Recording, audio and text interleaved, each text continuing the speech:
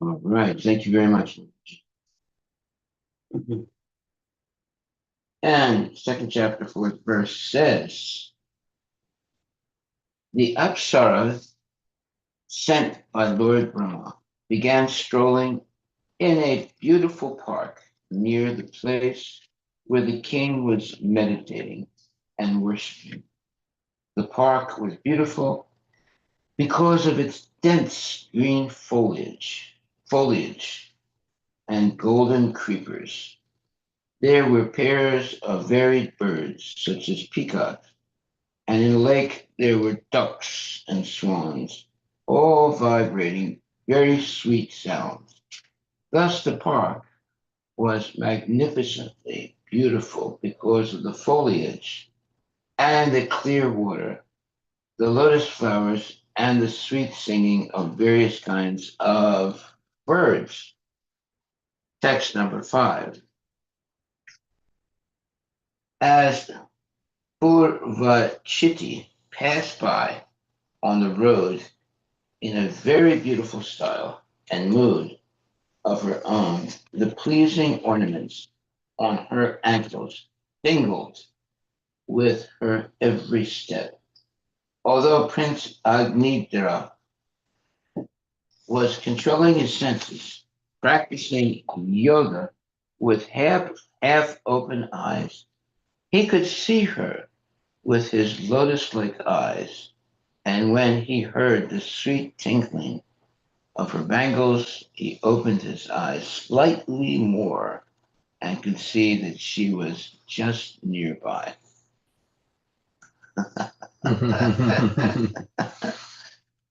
Yeah, he's taking sneaky sights of her.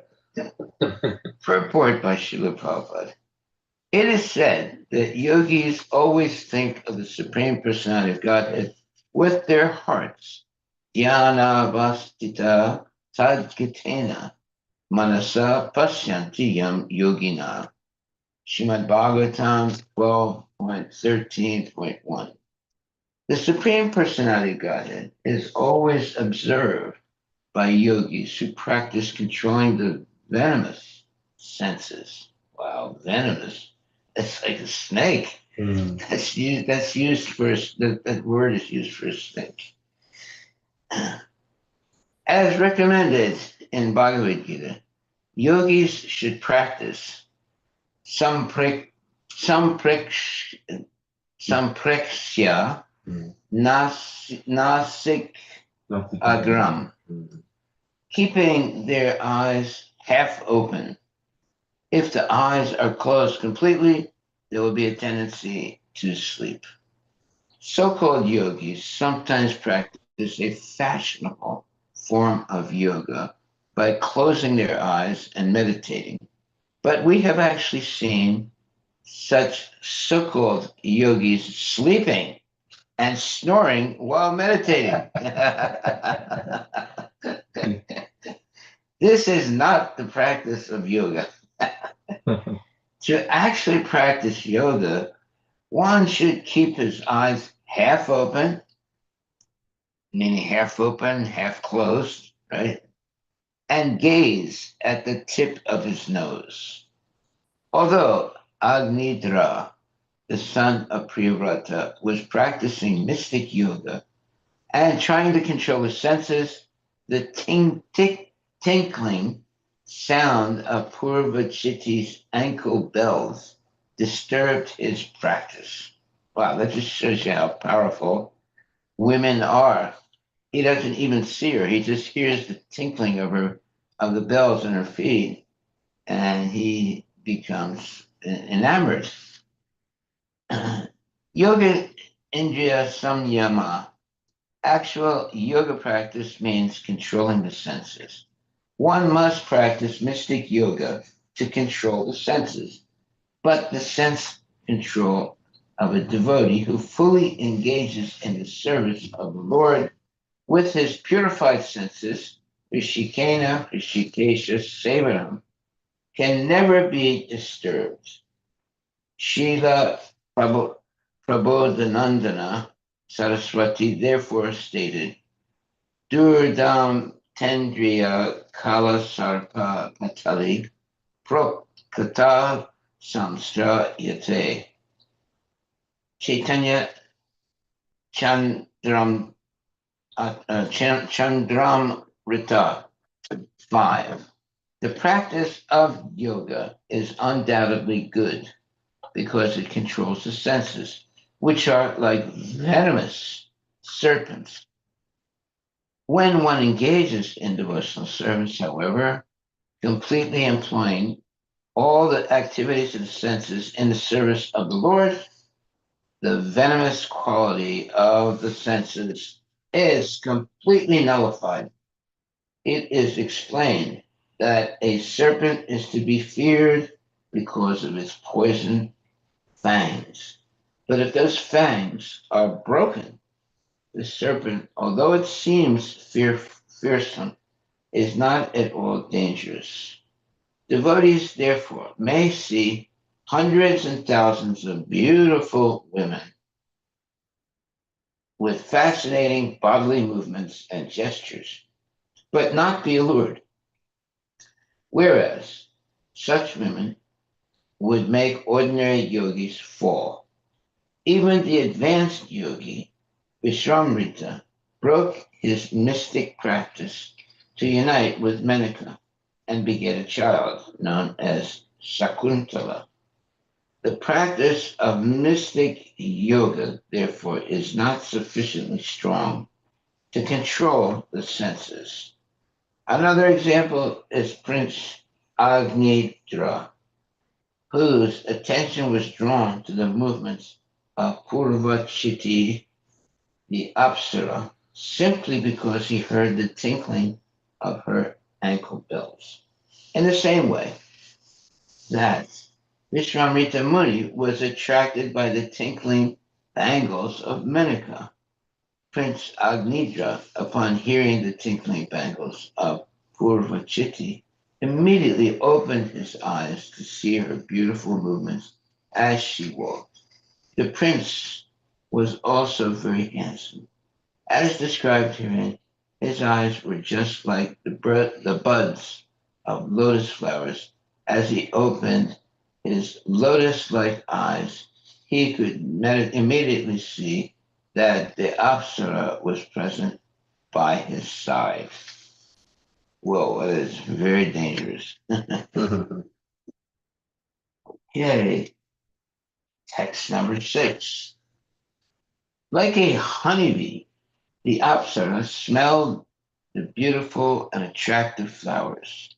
She could attract the minds and vision of both humans and demigods by her playful movements, her shyness and humility, her glances, the very pleasing sounds that poured from her mouth as she spoke, and the motion of her limbs. By all these qualities, she opened for Cupid, who bears an arrow of flowers, a path of oral reception into the minds of men. When she spoke, nectar seemed to flow from her mouth. As she breathed, the bees, mad for the taste of her breath, tried to hover about her beautiful lotus like eyes. Oh, usually when bees start buzzing around a woman, she starts screaming, trying to run away. As she breathed, the bees, mad for the taste of her breath, tried to hover about her beautiful lotus like eyes. Disturbed by the bees, she tried to move hastily, but as she raised her feet to walk quickly, her hair, the belt on her hips, and her breasts, which were like water jugs, also moved in a way that made her extremely beautiful and attractive. Indeed, she seemed to be making a path for the entrance of Cupid. who is most powerful. Therefore, the prince, completely subdued by seeing her, spoke to her as follows. Okay. Purport by Srila Prabhupada. How a beautiful woman's movements and gestures, her hair, and the structure of her breasts, hips, and other bodily features attract the minds not only of men but of demigods also is very finely described in this statement. The words divija, and manuja specifically emphasize that the attraction of feminine gestures is powerful enough within this material world, both on this planet and in the higher planetary systems. It is said that the standard of living in the higher planetary systems is thousands and thousands of times higher than the standard of living on this planet. Therefore, the beautiful bodily features of the woman there, of the women there, are also thousands and thousands of times more attractive than the features of the women on Earth. Wow, that's dangerous. The creator has constructed women in such a way that their beautiful voices and movements and the beautiful features of their hips, their breasts, and the other parts of their bodies attract the members of the opposite sex, both on Earth and on other planets, and awaken their lusty desires. When one is controlled by Cupid or the beauty of women, he becomes stunned like matter, such as stone, yes. Captivated by the material movements of women, he wants to remain in this material world. Thus, one's promotion to the spiritual world is checked simply by seeing the beautiful bodily structure, and movement of women. Sri Chaitanya Mahaprabhu has therefore warned all devotees to behave, beware of the attraction of beautiful women and materialistic civilization. Sri Chaitanya Mahaprabhu even refused to see Prataparudra Maharaja, Prataparudra Maharaja, because he was a very opulent person in the material world. Lord Chaitanya said in this connection, Niskinchanasya Bhagavad Bhajanon Mukhasya.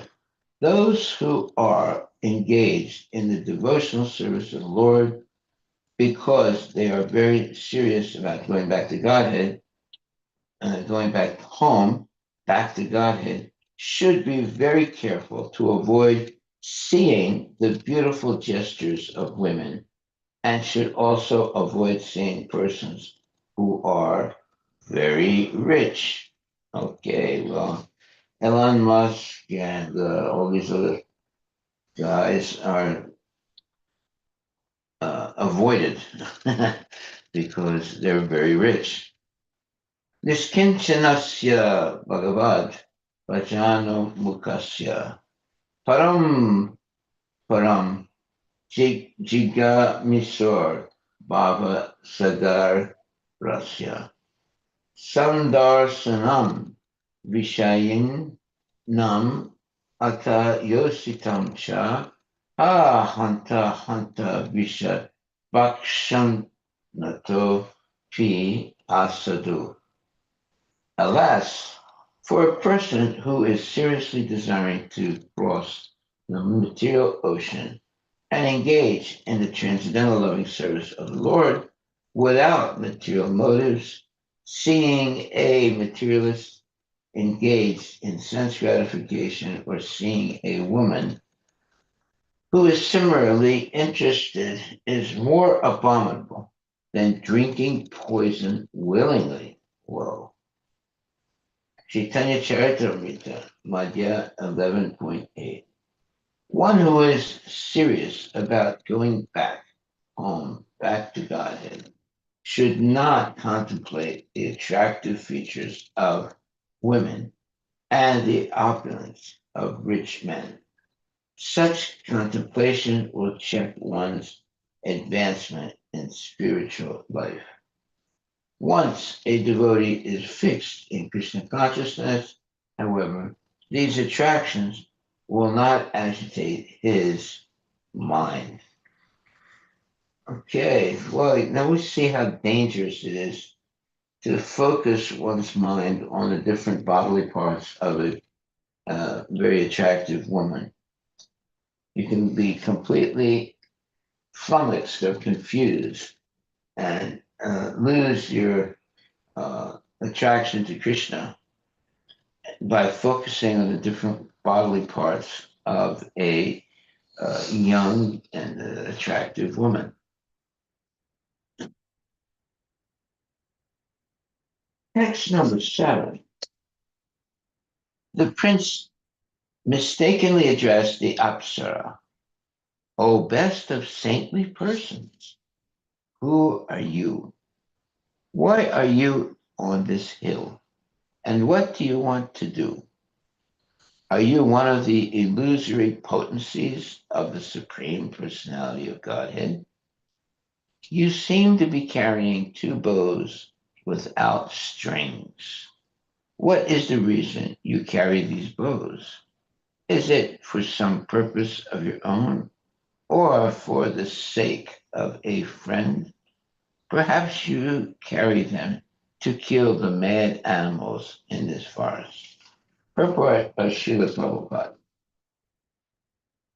While undergoing severe penances in the forest, Agnidra was captivated by the movements of Purvachiti, the girl sent by Lord Brahma. As stated in Bhagavad Gita, Kamaishtaistar Hitagyana. When one becomes lusty, he loses his intelligence.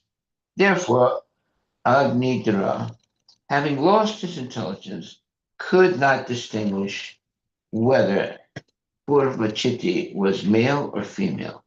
He mistook her for a Muniputra, the son of a saintly person in the forest, and addressed her as Muni Varya because of her personal beauty. However, he could not believe her to be a boy. He therefore began studying her features. First, he saw her two eyebrows, which were it was so expressive that he wondered whether he or she might be the Maya of the Supreme Personality of Godhead. Wow, that is really powerful. The words used in this connection are Bhagavat Para Devataya, Devata, the demigods, all belong to this material world, whereas Bhagavan, the Supreme Personality of Godhead, Krishna, is always beyond this material world and is therefore known as Para Devata. The material world is certainly created by Maya, but it is created under the direction of Para Devata, the Supreme Personality of Godhead. As confirmed in Bhagavad Gita, Maya Daksena Prakriti Suriti Characharam. Maya is not the ultimate authority for the creation of this material world. Maya acts on behalf of Krishna. Purvachiti's eyebrows were so beautiful that Agni Dra compared them to bows with strings. He therefore asked her whether they were to be used for her own purposes or for the sake of someone else.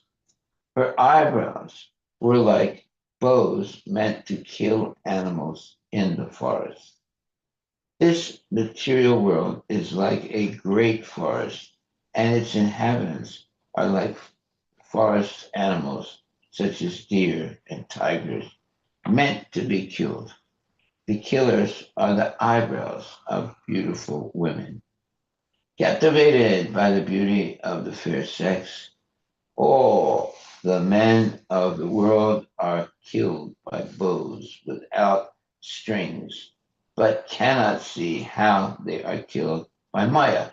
It is a fact, however, that they are being killed, bhutva bhutva praliyate, by dint of his tapasya Agnidra could understand how Maya acts under the direction of the Supreme Personality of Godhead. The word pramattan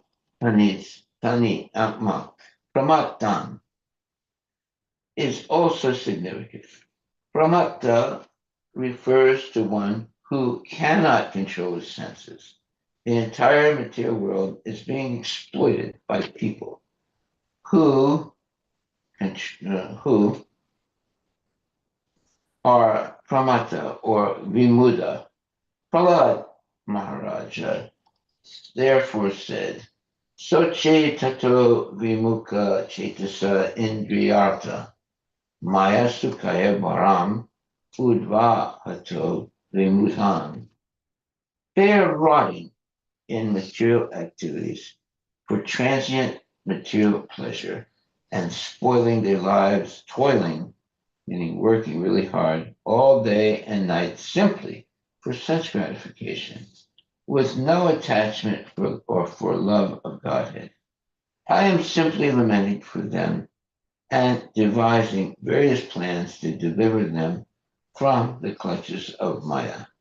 Bhagavatam 7.9.43. Karmis who act very seriously for sense gratification are always referred to in the Shastras by such terms as pramata, vimuka, and vimuta. They are killed by Maya. However, one who is apramata, a sane, sober person, a dhira, knows very well that a human being's primary duty is to render service to the Supreme Person. Maya is always ready to kill those who are pramata with her invisible bows and arrows. Agnidra questioned Purvachiti about this. Well, what's there to ask? He, it's like, asking a snake, are you a snake? Text 8. Then Agnija observed the glancing eyes of poor Vachiti and said, My dear friend, you have two very powerful arrows, namely your glancing eyes. Those arrows have feathers like the petals of a lotus flower.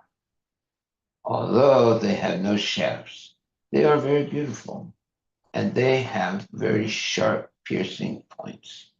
They appear very peaceful, and thus it seems that they will not be shot at anyone.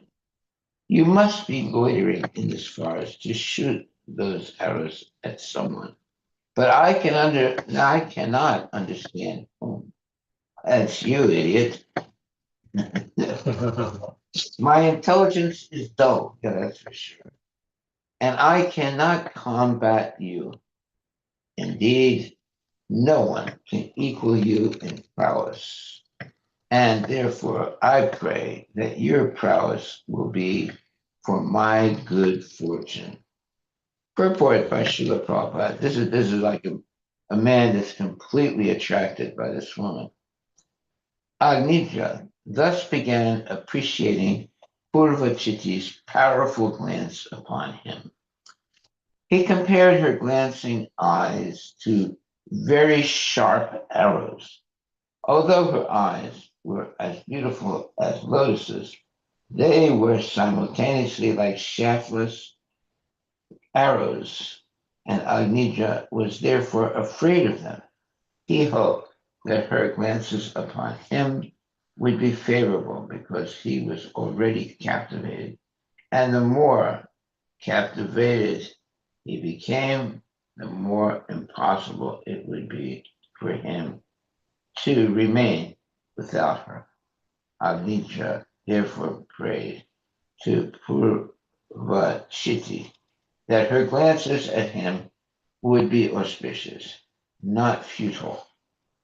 In other words, he prayed that she would become his wife. Okay, text 9. Seeing the bumblebees following Purvachiti, Maharaj Nidra said, "My dear Lord, the bumblebees surrounding your body are like disciples surrounding your worshipful self. They are incessantly chanting the mantras of the Samaveda and the Upanishads." Well, I never saw that. Bees that like the Samaveda and Upanishad. He must be completely, in illusion. Thus offering prayers to you. Lust, just as great sages resort to the branches of Vedic literatures, the bumblebees are enjoying the showers of flowers falling from your hair. Text 10.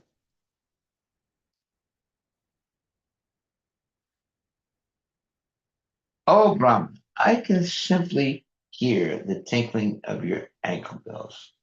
Within these bells, titiri birds seem to be chirping among themselves. Although I do not see their forms, I can hear how they are chirping. When I look at your beautiful circular hips, I see they are the lovely color of Kadamba flowers, and your waist is encircled by a belt of burning cinders. Indeed, you seem to have forgotten your dress to dress yourself. Oh, so in other words, she's like almost like naked. Purport by Srila Prabhupada. With lusty desires to see Purvachiti, Agnija especially gazed upon the girl's attractive hips and waist. When a man looks upon a woman with such lusty desires, he is captivated by her face, her breasts, and her waist. For a woman first attracts a man to fulfill his sexual desires by the beautiful features of her face, by the beautiful slope of her breasts, and also by her waist. Purvachiti was dressed in fine yellow silk, and therefore her hips looked like kadamba flowers. Because of her belt, her waist seemed to be encircled by burning cinders. She was fully dressed, but on Nidra had become so lusty that he asked, why have you come naked? Wow, it must be really an illusion. Text 11. Nidra then praised Purvachiti's raised breasts. He said, "My dear Brahmana, your waist is very thin, yet with great difficulty you are carefully carrying two horns to which my eyes have become attracted. What is filling those two beautiful horns?" Oh, well, it's pus, urine, and so forth. But you can't understand that because you're so attached to her. You seem to have spread fragrant red powder upon them, powder that is like the rising morning sun. Oh, most fortunate one, I beg to inquire where you have gotten this fragrant powder. that is perfuming my ashrama, my place of residence. Whoa, his ashrama has become completely, uh, completely, what you would call corrupted. Correct. Recovery. Purport by Srila Prabhupada. Agnija appreciated Purvachiti's raised breasts. After seeing the girl's breasts, he became almost mad, meaning crazy. Nevertheless, he could not recognize whether Purvachiti was a boy or a girl, for as a result of his austerity, he saw no distinction between the two. He therefore addressed her with the word Dvija, O Brahmana. Yet, why should a Dvija, a Brahmana boy, have horns on their chests? Yeah, because the boy's waist was thin, Agnija thought he was carrying the horns with great difficulty, and therefore they must be filled with something very valuable. Yeah, it's lusty desires. Otherwise, why would he carry them? When a woman's waist is thin and her breasts are full, she looks very attractive. Agnija, his eyes attracted, contemplated the heavy breasts on the girl's thin body and imagined how her contemplated the heavy breasts on the girl's thin. Okay, Agnija, his eyes attracted and uh, contemplated the heavy breasts on the girl's thin body and imagined how her back must sustain them. Agnija imagined that her raised breasts were two horns she had covered with cloth so that others would not see the valuables within them. Agnija, however, was very anxious to see them. Therefore, he requested, please uncover them so that I can see what you are carrying. Rest assured that I shall not take it away. If you feel an inconvenience in removing the covering, I can help you. I myself can uncover them to see what valuable perfume Kunkurma spread over her breasts. Nevertheless, still considering Purvachiti a boy, Agnidra addressed her as Subhaga, most fortunate Muni. The boy must have been fortunate. Otherwise, how simply by standing there could he perfume Agnidra's entire ashrama? Whoa. Text 12. Oh, best friend, will you kindly show me the place where you reside? I cannot imagine how the residents of that place have gotten such wonderful bodily features as your brave breath, which agitate the mind and eyes of a person like me who sees them. Judging by the sweet speech and kind smiles of those residents, I think that their mouths must contain purport by Srila Prabhupada. Still bewildered, Agnija wanted to see the place from which the Brahmana boy had come, where the men had such raised breasts. Such attractive features, he thought, must be due to the severe austerities performed there. Agnija addressed the girl as Suriktama, the best friend, so that she would refuse to take him there. Not only was Agnija captivated by the girl's raised breasts, he was also attracted by her sweet speech Nectar seemed to emanate from her mouth, and therefore she was increasingly surprised. Well, Nietzsche should make his mind up. Is it a girl or a boy? He's confused. Text 13. My dear friend, what do you eat to maintain your body?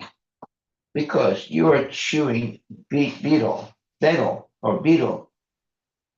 A pleasing scent is emanating from your mouth. This proves that you always eat the remnants of food offered to Vishnu. Indeed, you must also be an expansion of Lord Vishnu's body. Your face is as beautiful as a pleasing light. Your jeweled earrings resemble two brilliant sharks with unblinking eyes like those of Vishnu, and your own eyes resemble two restless fish. Simultaneously, therefore, two sharks and two restless fish are swimming in the lake of your face.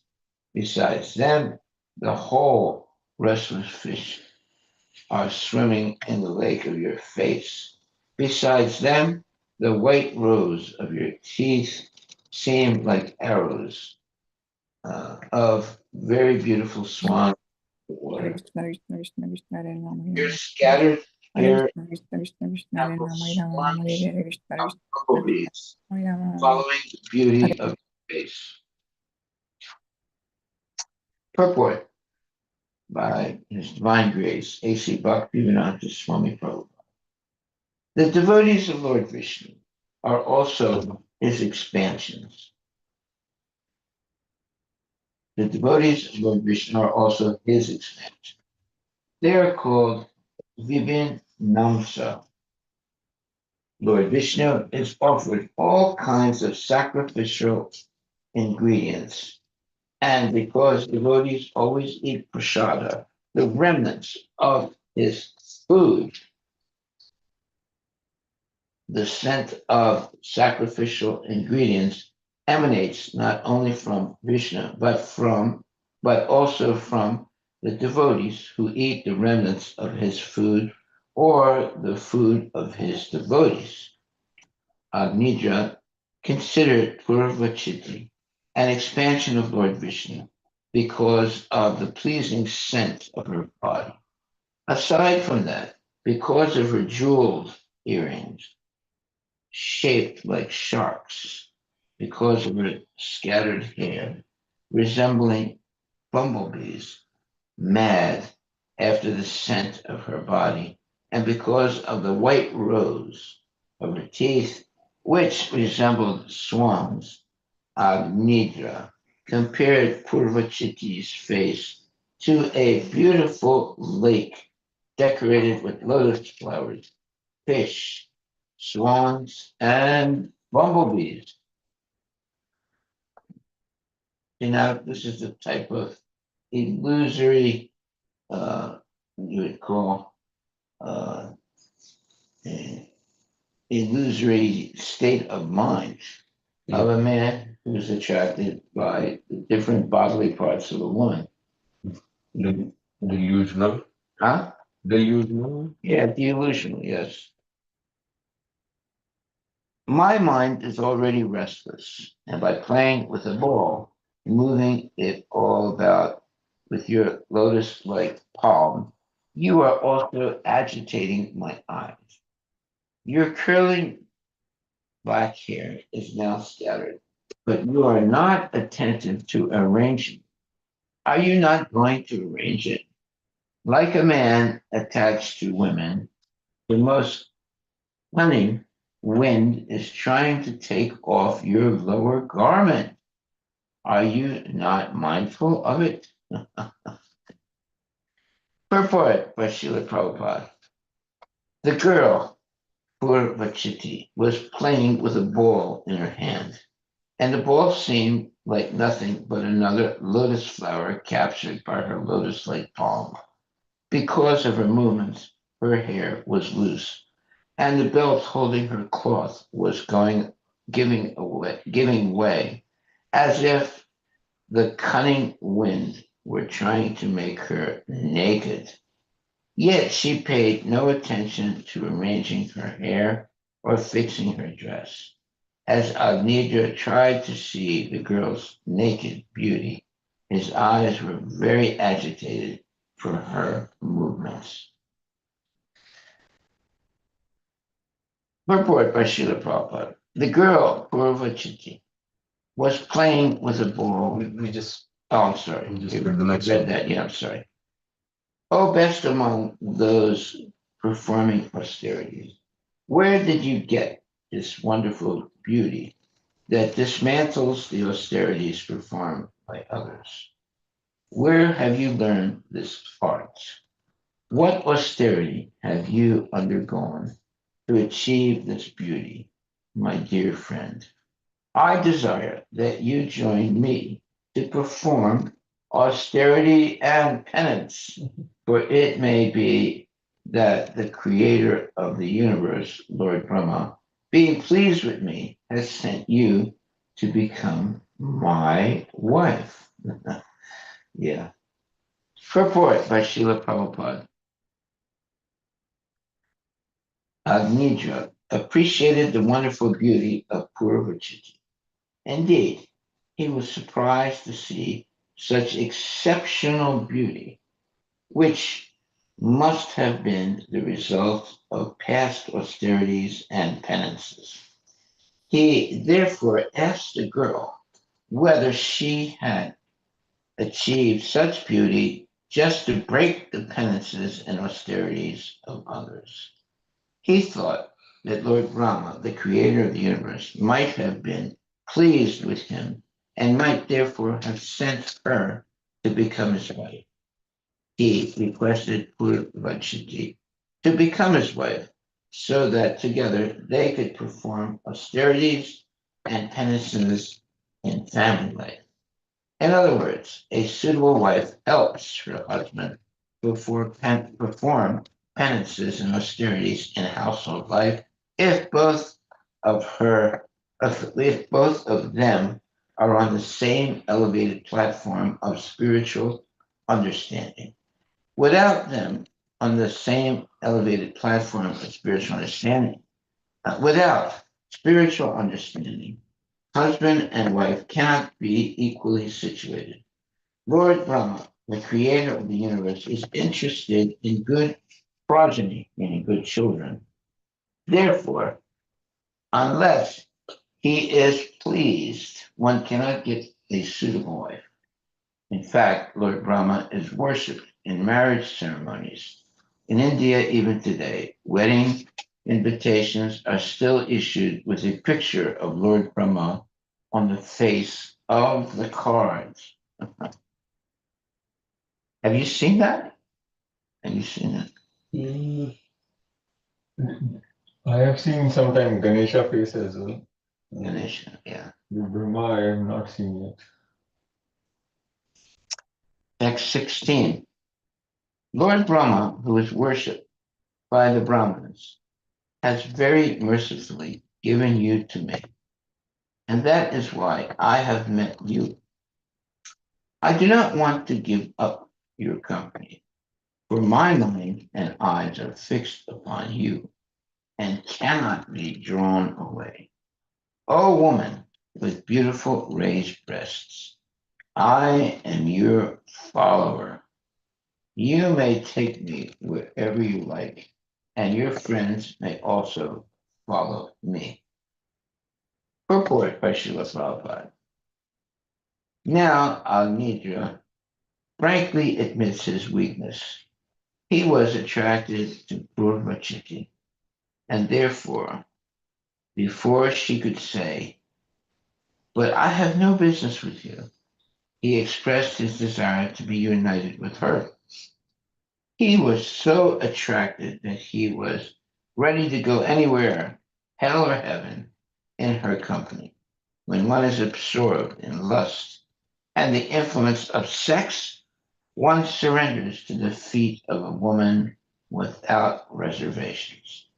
Shila Madhava Srila Madhvacharya remarks in this connection that when one engages in joking and talking like a crazy person, one may say anything and everything, but his words will be meaningless. Wow, that's a fact.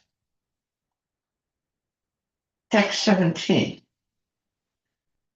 Sukadev Goswami continued. Maharaj Agnitra, whose intelligence was like that of a demigod, knew the art of flattering women to win them to his side. He therefore pleased that celestial girl with his lusty words and gained her favor. Purport by Srila Prabhupada. Since King Agnidra was a devotee, he actually had no attraction for material enjoyment, but because he wanted a wife for progeny, and Lord Brahma had sent Purvachiti for this purpose, he expertly pleased her with flattering words. Women are attracted by a man's flattering words. One who is expert in this art of flattery is called Vidagda. Okay. Attracted by the intelligent, learning, youth, beauty, behavior, opulence, and magnanimity of Agnidra, the king of Jambudvipa and master of all heroes, Purvachiti lived with him for many thousands of years and luxuriously enjoyed both worldly and heavenly happiness. Purport. By the grace of Lord Brahma, King Agnidra, and the heavenly girl Purvachiti found their union quite suitable. Thus they enjoyed worldly and heavenly happiness for many thousands of years. Text 19.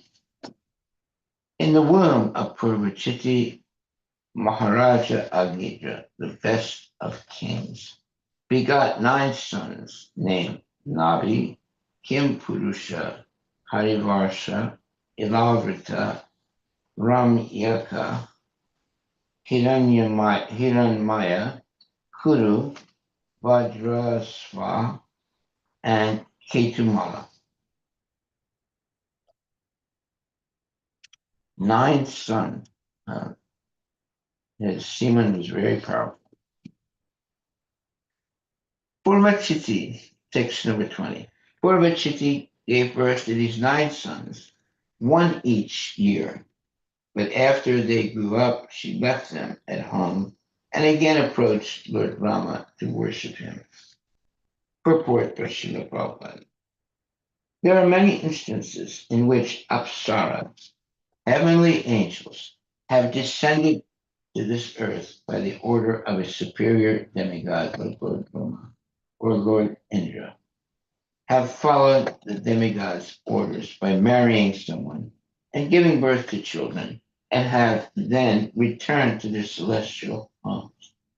For example, after Menaka, a celestial woman who had come to delude Viswamitra Muni, gave birth to the child Sakuntala, she left both the child and her husband and returned to the heavenly planets. Purvachiti did not remain permanently with Maharaj Agniya. After cooperating in his household affairs, she left Maharaj Agniya and all 9 sons and returned to Brahma to worship him. Text 21. Because of drinking the breast milk of her mother, the 9 sons of Agni naturally had strong, well-built bodies. Their father gave them each a kingdom in a different part of Jambudvipa. The kingdoms were named according to the names of the sons. Thus, the sons of Agnija ruled the kingdoms they received from their father. Purport by Srila Prabhupada. The Acharyas specifically mention that in this verse, the word matu anugrahat, by the mercy of their mother, refer to the breast milk of their mother. In India, it is a common belief that if a baby is fed his mother's milk for at least 6 months, his body will be very strong. Besides that, it is mentioned herein that all the sons of Agnidra were endowed with the nature of their mother. Bhagavad Gita 1.40 also declares Strishu Dustasu Varsneya Jayate Varna Sankara. When women are polluted, Varna Sankara, unqualified children are generated. And when the Varna Sankara population increases, the entire world becomes hellish. Therefore, according to Manu Samhita, a woman needs a great deal of protection in order to remain pure and chaste so her children can be fully engaged for the benefit of human society. Text 22. After Purvachiti's departure, King Agnidra, his lusty desires not at all satisfied, well, it's never satisfied, always thought of her. Therefore, in accordance with the Vedic injunctions, the king, after his death, was promoted to the same planet as his celestial wife. That planet, which is called Pitriloka, is where the Pittas, the forefathers, live in great delight. Purport by Srila Prabhupada. If one always thinks of something, he certainly gets a related body after death. Maharaja Agni was always thinking of Pitriloka, the place where his wife had returned. Therefore, after his death, he achieved that same planet, probably to live with her again. Bhagavad Gita also says, Yam yam vapi smaram bhavam tejat ante kulevaram tam tam evaiti kunteya sadatat bhava bhavita. Whatever state of being one remembers when he quits his body, that state he will attain without fail. Bhagavad Gita 8.6. We can naturally conclude that if we always think of Krishna or become fully Krishna conscious, we can be promoted to the planet of Goloka Vrindavana, where Krishna eternally lives. Text 23. After the departure of their father, the 9 brothers married the 9 daughters of Meru, named Meru Devi, Pratirrupa, Ugrad Amstri, Lata, Ramya, Shyama, Nari, Bhadra, and Devaviti. Thus end the Bhakti Vedanta purports of the 5th canto, 2nd chapter of the Srimad Bhagavatam, entitled The Activities of Maharaja Agnidra. Hare Krishna, Hare Krishna, Krishna Krishna, Hare Hare, Hare Rama, Rama Rama, Hare. Are there any questions to ask?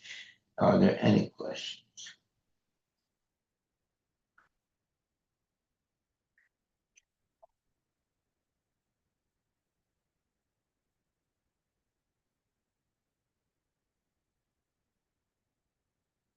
Well, I think I have a question. Guru Maharaj, Yeah, go ahead. Guru Maharaj, quick question. In this chapter, there are a lot of details that go into Bhagavatam. Just curious, for devotees, how should we comprehend these details? How should we what should we take away? What's the takeaway? Something like that. Well, we should understand the power of a woman. Uh, Women are very powerful when men are attracted to them. But a genuine devotee learns not to be attracted by the external, uh, let's say, external uh, vision of a woman, because beauty is only skin deep. You go a quarter of an inch into her body, and all you see is blood, urine, stool, and so forth. So that's the way to see things. Otherwise, if you just see the outer crust of her body, you might be bewildered by it and become attached and ruin your whole spiritual life. But if you understand that about her beauty is only skin deep, which means there's a very little uh, part of her body. Most of her body is just stool, urine, blood, and so forth. So, without having that analytical way of seeing things, one will fall into illusion and be attracted by the superficial body parts of a woman. We must not be fooled just by the quarter of an inch of the body of a woman, right? Uh, the woman is not supposed to be an agent of Maya, but if she acts as an agent of Maya, then we become completely confused and give up our Krishna conscious activities. And why would a woman become an agent of Maya? Well, it's because that's what men want. Lusty men, they want the woman to be an agent of Maya so they can enjoy sinful activities with that woman. But a genuine man and a genuine woman control their senses and mind and engage in devotional service. And there's nothing wrong with getting married, but there's a lot that is wrong by having illicit sex. So the whole purpose of spiritual life is to control the senses and mind by being engaged in active Krishna consciousness. Then one is not fooled by the skin deep so called beauty of a woman.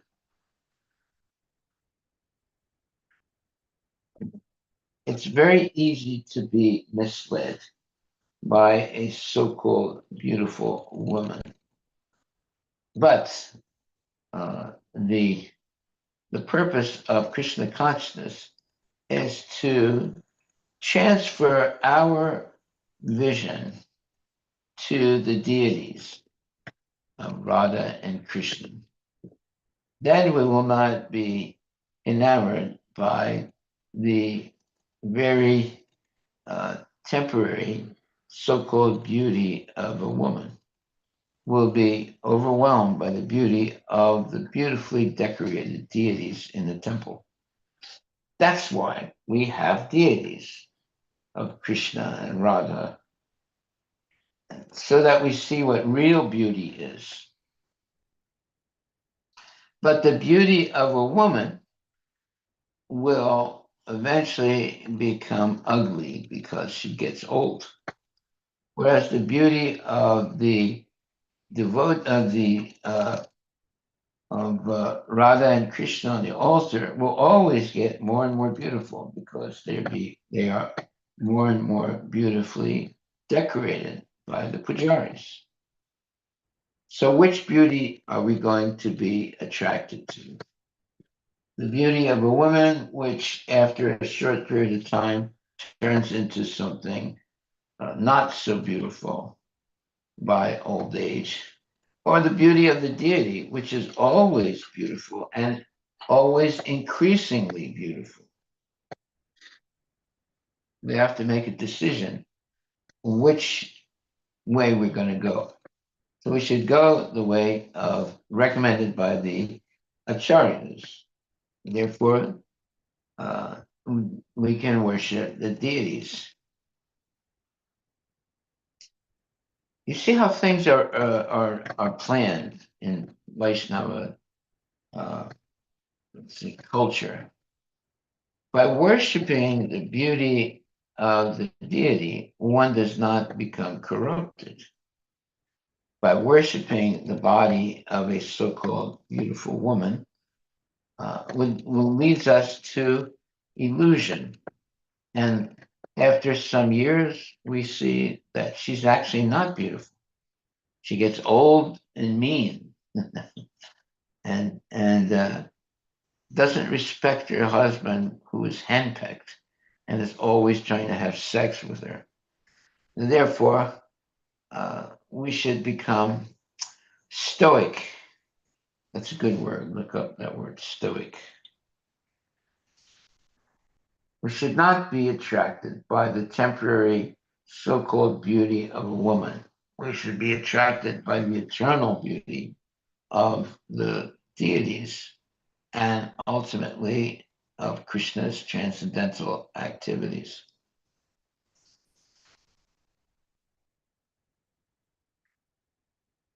What's it say? How do you spell Maharaj? Stoic? Yeah. S-T-O, stoic. S-T-O. I see. Is a person who can endure pain or hardship without showing their feelings or complaining. And second definition? It's a member of the ancient philosophical school of Stoicism. Stoicism. Yes. Yeah. Does it explain what that means? No, Maharaj, I don't have that. Yeah. Anyway, someone who's stoic is not disturbed by temporary things. They are trained to remain neutral uh, and not be enamored by anything. There is one more definition, Maharaj. It Yes. says being stoic is being calm and almost without any emotion. When you are stoic, you don't show what you are feeling and you also accept whatever is happening. The non stoic is a person who is not very emotional. The adjective stoic describes any person, action, or thing that seems emotionless and almost blank. Yeah. So if a stoic person sees a beautiful woman, he's not attracted. He maintains his steadiness in serving Krishna. Uh, yeah, we should not go. We should not become crazy by meditating on the bodily parts of a beautiful woman or a handsome man. So for women, it's handsome men, and for men, it's beautiful women. Because beauty is only skin deep. And also, everybody gets old and they don't look so beautiful anymore. So you have to understand that we're being cheated or we're being attracted by Maya's tricks so that we give up devotional service and engage in sense gratification and lose many, many years of our life doing things that are completely not related to Krishna. We have to be very careful not to be cheated like that. That's why one should be trained from childhood, women and men, trained from childhood to be stoic, to be not attracted by sense gratification, rather to be attracted by the beauty of the deities and dedicate their life to pleasing Radha and Krishna by their devotional service. Yes, somebody has something to say? Maharaj, I had question, but on a slightly different topic. If I can wait, if you finish with this. Well, Um, slightly different means very close to what we've been discussing. So you can say right now. um, well, it was like I read in the last few days. I've read that somebody was firing bullets at the Utah ISKCON temple. What kind Yes. of state? What kind of state of mind would somebody would have to be in order to kind of do this kind of crazy, action or misguided action? Like, is it jealousy or is it some other? Uh, like, Well, these are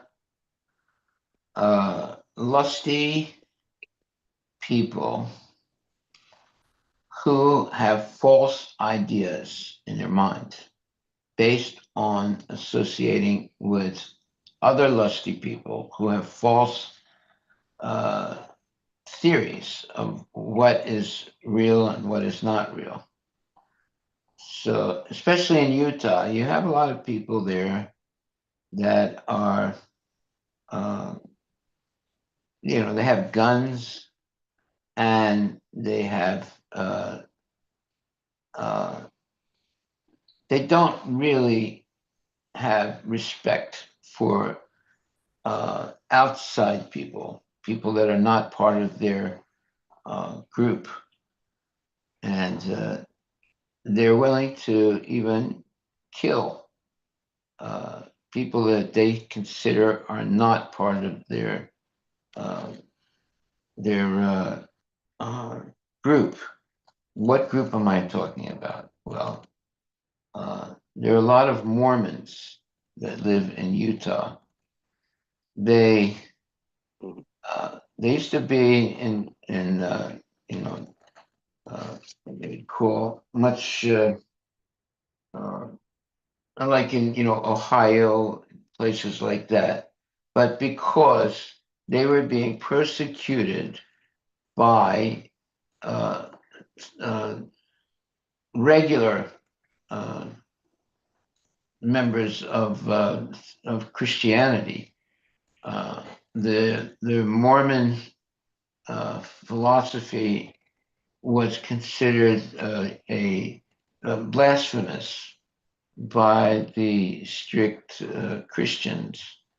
So they left like the eastern part of the United States and went far away to Utah so they could practice their, let's say, understanding of what is the right way to worship God. But eventually, the uh, they've wanted to go far away from the organized spirituality in the East Coast. But eventually, the United States uh, became also a spread all over the what you would call uh, area, and then the Mormons became again part of the normal society.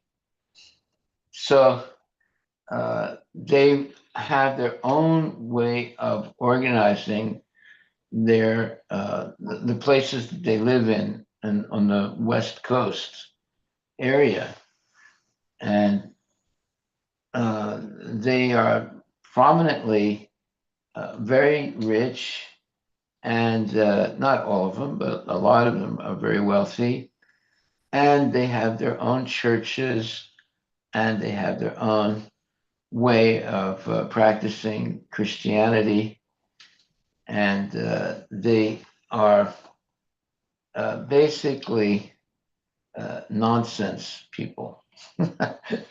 They're taught to be nice, but they're actually nonsense, uh, nonsense practice of Christianity. So there's a lot of uh, what you would call uh, bad blood between the regular Christians and the Mormons. Mhm. The regular Christians consider the Mormons to be to not be real Christians. So the Mormons have had this long history of being persecuted,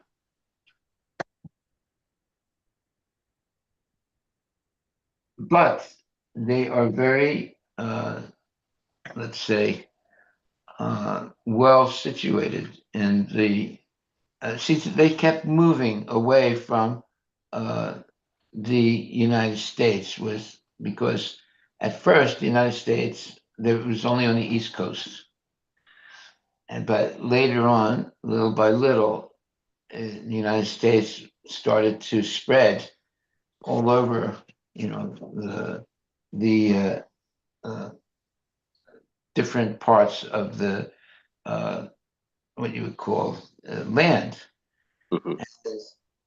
The Mormons kept moving farther away from the East Coast Christians.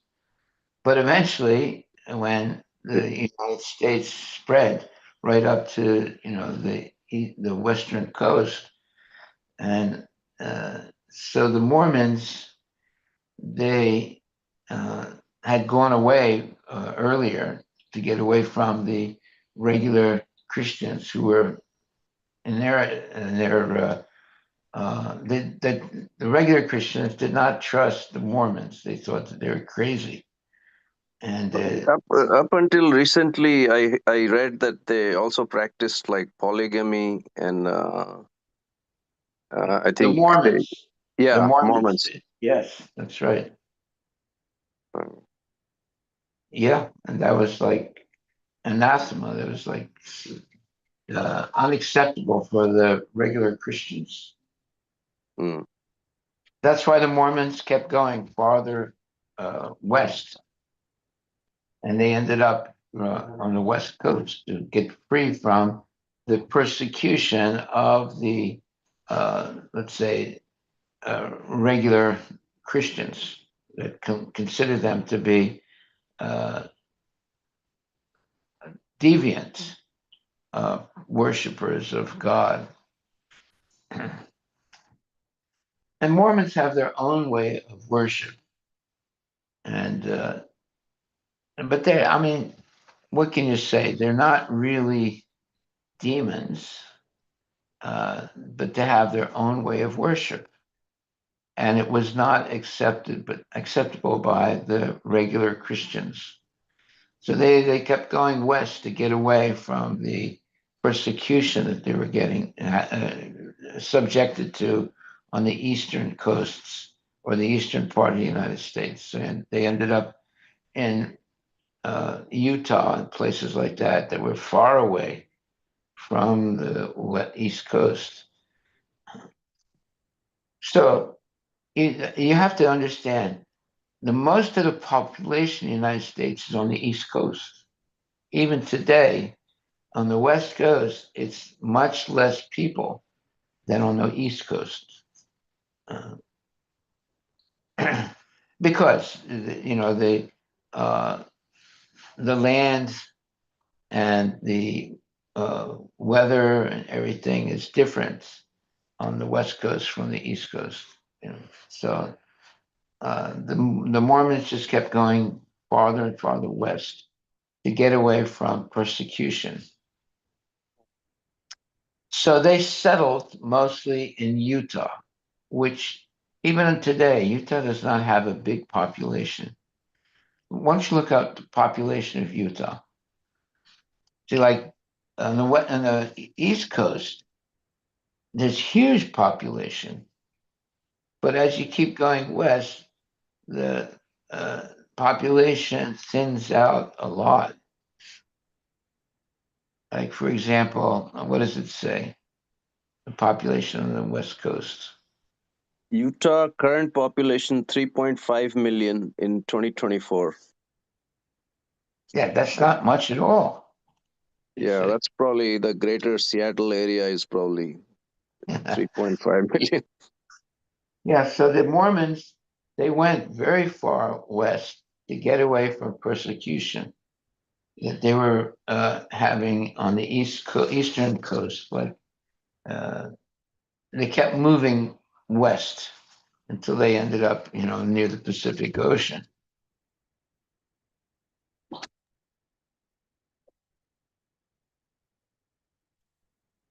Now, although they practice Christianity, the regular Christians don't accept them as genuine followers of Jesus Christ. And therefore, that's why they were being persecuted and they kept going farther away from the East Coast to be able to practice their uh, theory of religiosity. But they've become very wealthy and they have their own practices that are rejected by the normal Christians. Even today, the normal Christians don't accept the Mormons as being part of Christianity. They think they are heretical, nonsense people. Very interesting how things evolve. Yeah. Maharaj, about the population, the East Coast, the East Coast of United States is significantly more populated than the West Coast. Yes. Approximately 130 million people live on the East Coast, while the West Coast has about 50 million residents. Yeah. This means the East Coast has roughly 40% of the total US population, while the West Coast has about 15%. You see, there's a huge difference. Yeah. Mm. That's why the Mormons, to get away from the prejudice and the uh, danger of practicing their conception of Christianity, they ran away. Basically, they kept going west and getting away. Because all the United States had not been, uh, let's say, it was not the United States. The farther west you went, it was not part of the United States. So they ended up in Utah, which is very far away from the East Coast. But eventually, the United States, uh, you know, uh, kept going farther and farther west till the whole area became part of the United States.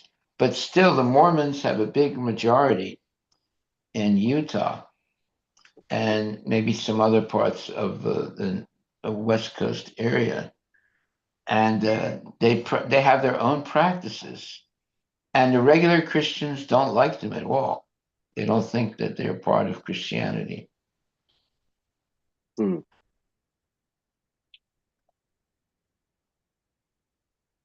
Okay, well, that's enough for the Mormons. Oh, glory to Srila Prabhupada Ki Jai. Hare Krishna, be happy and don't get disturbed by all the nonsense in the world. There's so much prejudice in this world, it's unbelievable. Yeah. Hare Krishna. Thank you very much, my dear devotees. Have a very good day today. Looks like a very nice day. And chant Hare Krishna. Jai Srila Prabhupada ki jai. Yeah.